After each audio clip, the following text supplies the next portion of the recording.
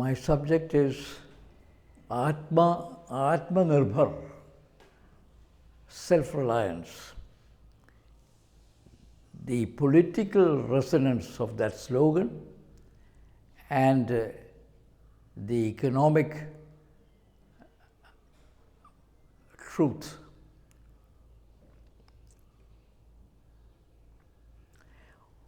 Now, on the political resonance of this slogan, there is very little doubt that it has a terrific resonance. Atmanirbhar appeals to the nationalistic spirit of weathering every storm and relying on our grit, our strength, and going forward. That is a continuing element which should be an element common to many countries. And talking of the resonance of this slogan, particularly its electoral appeal, I must remind viewers of that slogan of all slogans, Garibi Hatao. The background was let us remove Indira Gandhi, and she came out with the slogan, remove poverty. And that had a resonance. There are other slogans which we can think of. In American elections, you had Obama's yes, we can, and in the recent election, you had Trump's Make America Great Again. In Canada, there are a lot of slogans going on in the ongoing election in Canada. All in some way appealing to the patriotism of the Canadian people at this hour when USA has expressed its intention or its ambition or its desire or its fantasy of annexing that as the 51st state of the United States. So on the political resonance, there is no doubt. But as an economic strategy, as related to the grounded and related to the facts of today's international trade, it doesn't make much sense. And that's not a great discovery of truth. It is there evident in the very fact that everywhere in our international trade, all around the world, everywhere in the world, all the trade, manufacture for trade, is organized on the principle of supply chains. That's the principle. And the fact is that no country in the world can claim to be self-sufficient. No country. Not China, not the United States, no one. That is the fact. I want to show this by two examples. I want to dramatize the fact by two examples. In our everyday lives, we tend to act and think as if the digital platforms on which we depend exist in a disembodied, borderless sphere, what sometimes is called the virtual world. In fact, cyberspace relies on physical infrastructure. We tend to ignore that, and the most complicated supply chains ever seen in human history. These supply chains cross so many borders that no one country can claim even come close to being called self-sufficient. That is the fact. Now just look at it this way quickly. Japan dominates the wafer business with a 56% market share. USA has 96% share in electronic design automation software. Taiwan controls more than 95% of advanced chip making.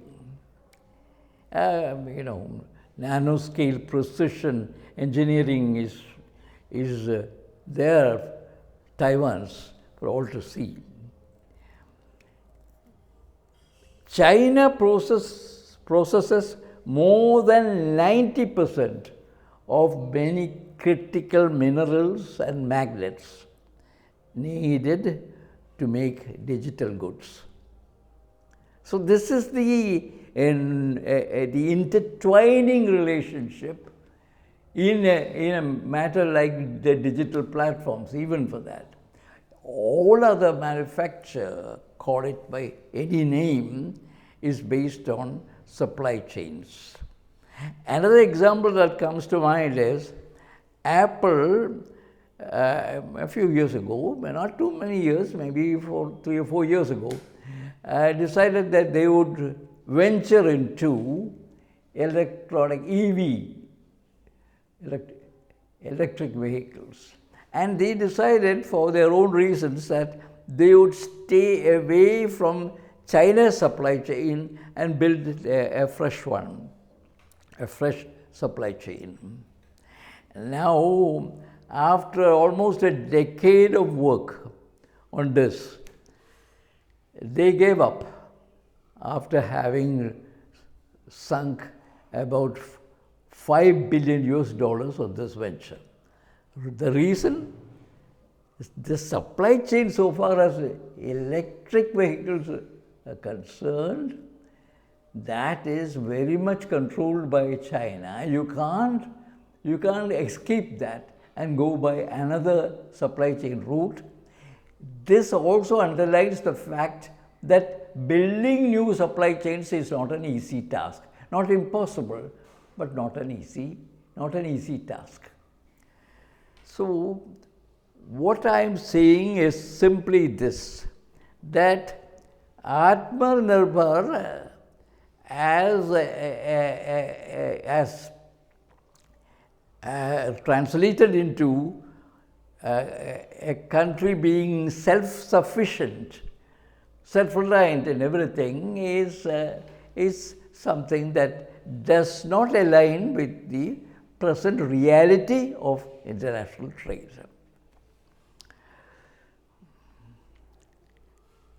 So, what is the relevance of Atmanirbhar in economic sense? I would say there is no relevance. So, this is a chance or an occasion for us to examine how India is placed in a vital sector, that is manufacturing sector, because manufacturing sector marks out what a country is all about in terms of economic strength. The manufacturing sector, when we speak, we're going about it a little bit systematically. When we speak about manufacturing, it is actually a subset of technology. It is no longer about machines and labor and shop floor, but a subset of technologies. It is powered by robotics, automation, AI, material science, and precision engineering of the kind we have in Taiwan, data-driven production models, and all these things. And the clear examples of manufacturing coming out of technology is TSMC, the Taiwan company, which leads the world in chip making because of its mastery of nanoscale precision. See the connection between manufacturing and technology. Same thing, Tesla and BYD drive innovation in EVs through integrated software, batteries, yes, that's the heart and soul of EVs, and AI. And now this CATL, the battery maker, China's battery maker, which is giving real good competition to BYD, is also driven by technology. Apple value lies as much in its design and chip innovation as in its expertise in assembly. So, if we have to have a kind of mark, at least, a position in manufacturing, we have to have technology. And what is our R&D spending as a percentage of GDP? Pretty bad as of now. And whenever I say something about today or its insufficiency, it is a pointer what we could and should do tomorrow. It is not just blaming something, but these are the pointers to make our manufacturing count. The R&D spending as a percentage of GDP, for the United States it is 3.5% for R&D as a percentage of GDP. For Japan it is 3.3%, for Germany it is 3.1%. Guess what we are spending on R&D? 0.7%. So this manifests itself in our anemic manufacturing because we have no way to really do a good job in manufacturing. Well, to take this matter further, manufacturing output is not very high compared to China. China is 4.8 trillion manufacturing output. US is 2.5 trillion. India is just 60 billion, which works out to about 1.25% of China's. Manufacturing in India as a percentage of GDP is only 17%. And that manufacturing is also a little putting together of components and assembling, as I have said. So it is not really something that comes out of innovation, rather just the opposite.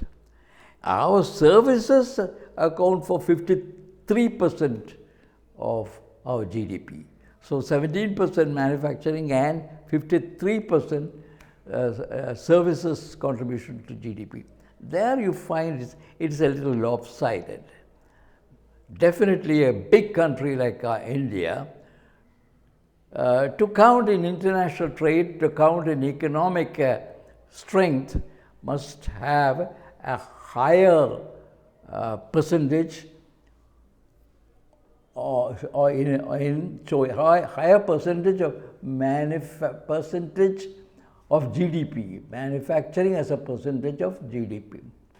Vietnam, a small country, almost 1/14 of India, has a ratio of 24% of GDP for manufacturing. Manufacturing in Vietnam is 24% of GDP.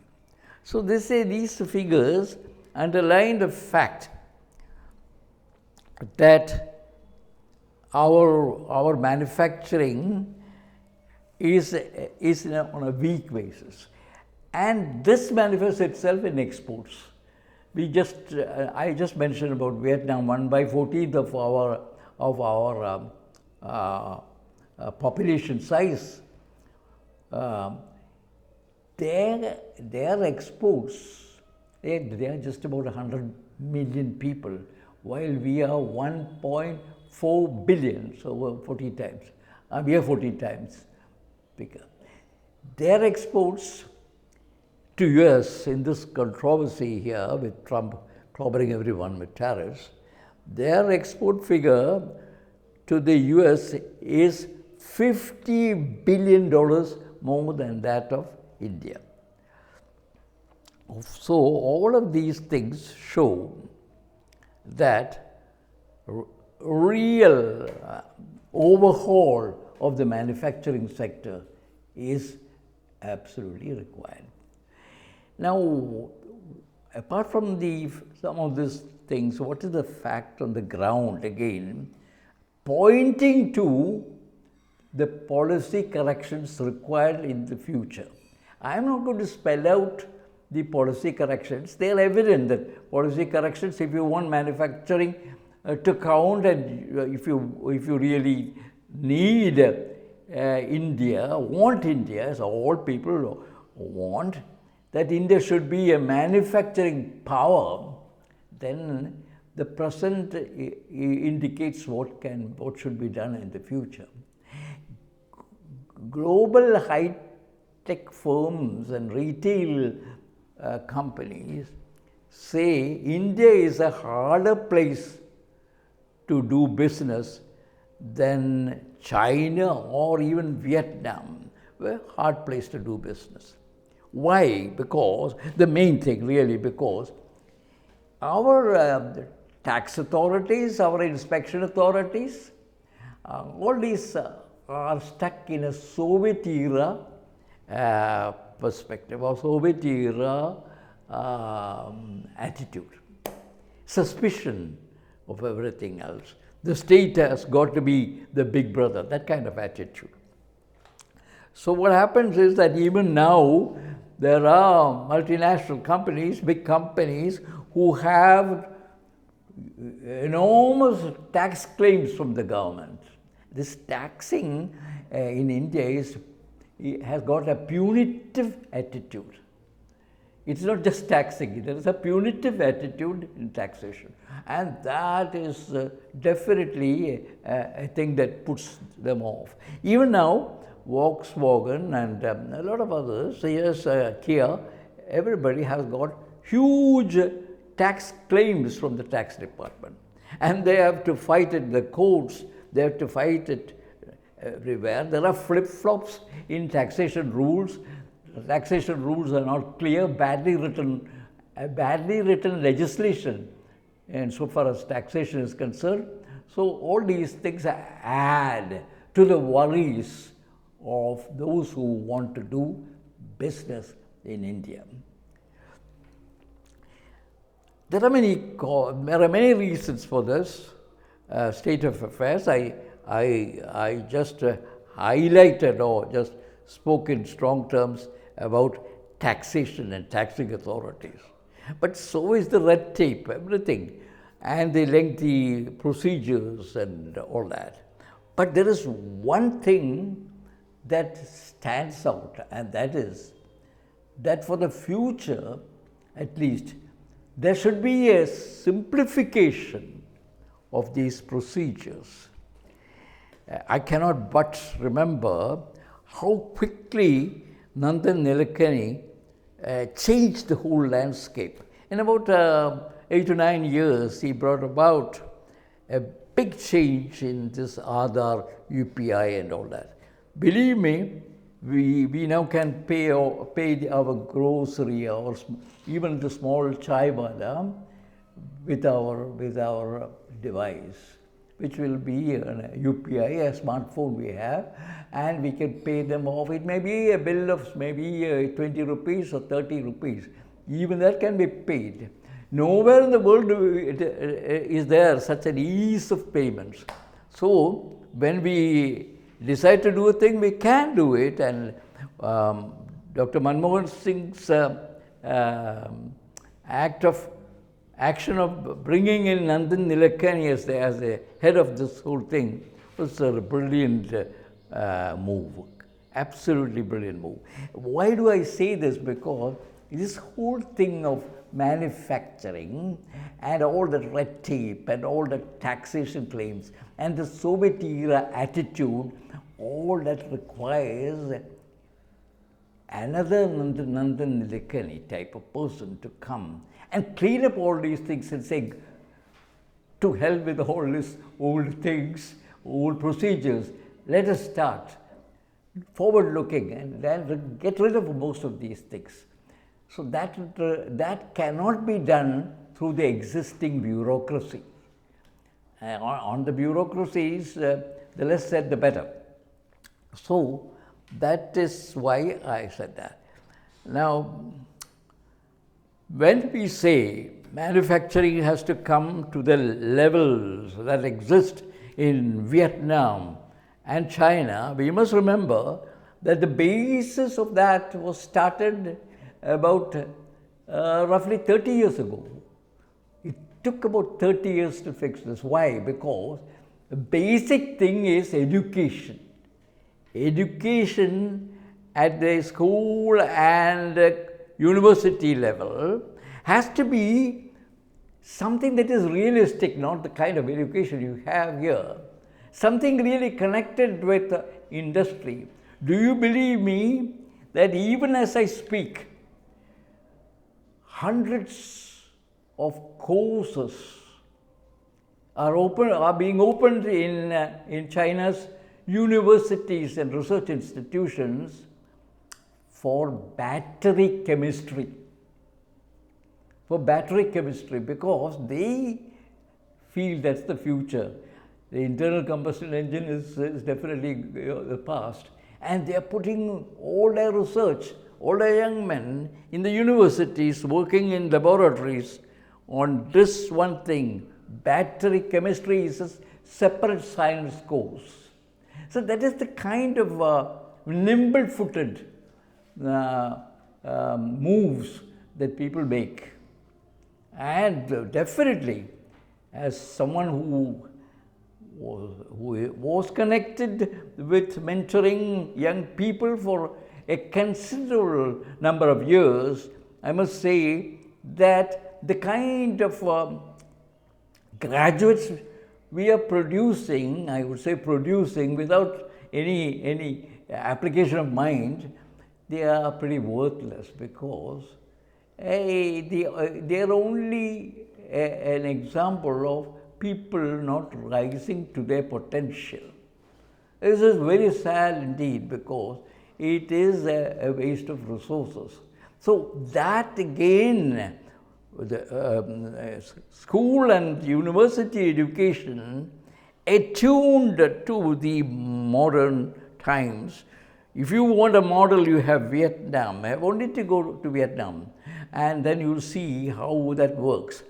That also requires a fresh approach and not something that can be left to our bureaucrats. We require another Nandan Nilekani to fix this education sector. I'm about to conclude, and that is, it was Machiavelli who first said, don't waste a good crisis. And then, of course, Churchill also said that. There is a crisis now, a huge crisis, brought about by Trump.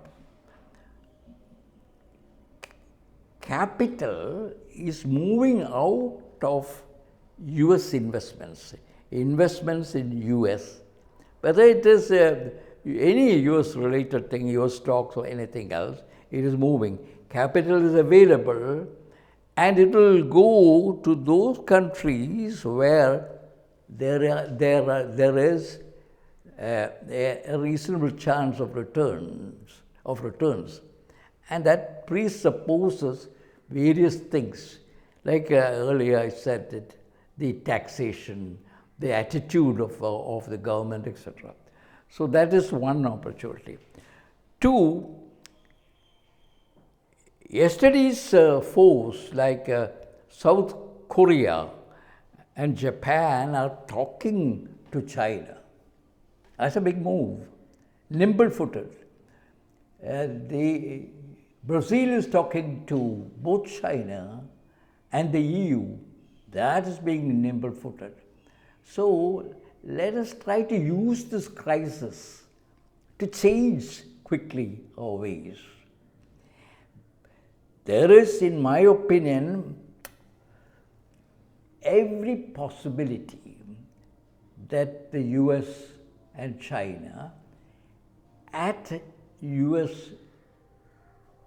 insistence, if you like, will make peace and will come to some kind of an agreement, because this economic warfare between these two countries is not sustainable.